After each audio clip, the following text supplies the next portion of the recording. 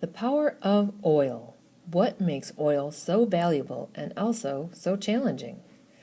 What can you find deep beneath Earth's surface? Here's a hint. It's shiny, sticky, slick, and very powerful. It's oil.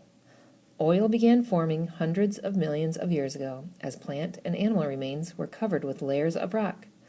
Over the ages, those remains decayed. They turned into a mighty black brew that we use to make fuels. Fuels, such as gasoline, are energy sources that are usually burned to produce power. Some nations sit atop huge underground lakes of oil. Other places, such as Japan and some European countries, have little or no oil of their own. The United States produces oil, but it also buys about 59% of what it needs. Oil is a very important fuel because it helps power cars, trucks, trains, planes, factories, and electrical plants. Oil is also an ingredient in some products, such as tires, crayons, and other things. Oil is also a messy fossil fuel. When fossil fuels burn, they release carbon dioxide and other polluting gases. The gases are bad for our health and our planet. They can trap heat near Earth's surface, contributing to the worldwide rise in temperatures, known as global warming. Ships carrying oil also have spilled millions of gallons, polluting oceans and shorelines and killing sea life. Hooked on oil. The United States uses more oil than any other country on the globe. Most is pumped into our 200 million cars in the form of gasoline. On average, an American burns through 25 barrels of oil each year. Compare this with 15 barrels for a citizen of Japan or 12 for a person living in France. Where does all the oil go? The answer is directly into our vehicles mostly. Traffic on U.S. highways grows heavier every year. Cars, trucks, airplanes, trains, and other forms of transportation burn the most fossil fuel.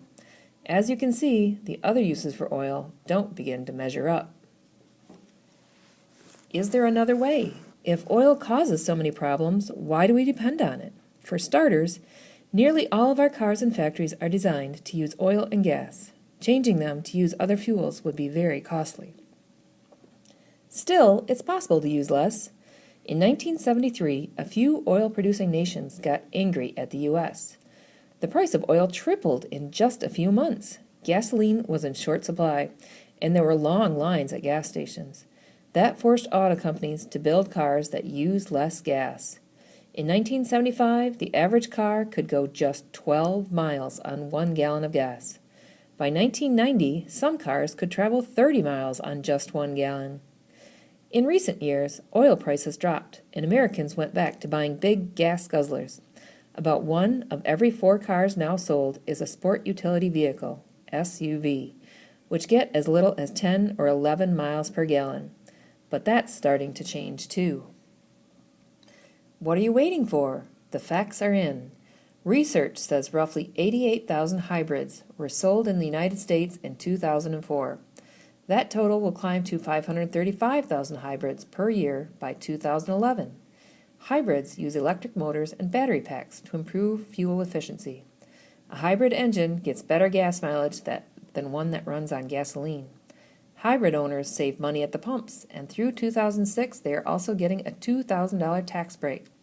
Best of all, hybrid drivers are cutting their annual emissions level by a whopping 90%. What hybrid drivers are saying? Bill says, "I'd have to throw an anchor out of my window to get mileage less than 40 miles per gallon." Dennis says, "I have 60,000 miles on my hybrid. Love it. My lifetime mileage is 53 miles per gallon." Celebrities are joining the bandwagon. Many actors and professional athletes are driving hybrids. They are raving about the performance of their cars and feeling good about making the responsible choice. Come see for yourself. In celebration of Earth Day, alternative energy groups across the nation will be hosting at least one presentation of hybrid vehicles in every state. Find the location of the one near you by logging on to www.earthdayevents.example.com. See for yourself. The hybrid, it's the future now. Windmills on the prairies. Prairies are beautiful places, says Mackenzie Burkhart. The long, flowing grass looks just like the ocean. This sixth grader from Park Ridge, Illinois, worries that nuclear reactors threaten the prairies in his state. A dozen reactors produce nearly 3/4 of all the electricity for the state. Mackenzie believes nuclear reactors have the potential to be extremely dangerous. In an accident at a nuclear power plant, nuclear waste could leak out. That could have devastating effects on the plants and animals of the prairies. Burkhart's proposed solution? Provide energy from a more environmentally safe source. Windmills! Big, colorful windmills caught Mackenzie's eye while he was on vacation in Denmark with his family. Windmills were everywhere, and they provided power for much of the country, he says. Not only would windmills be environmentally safer, but, as Mackenzie points out, they are also a renewable source of power.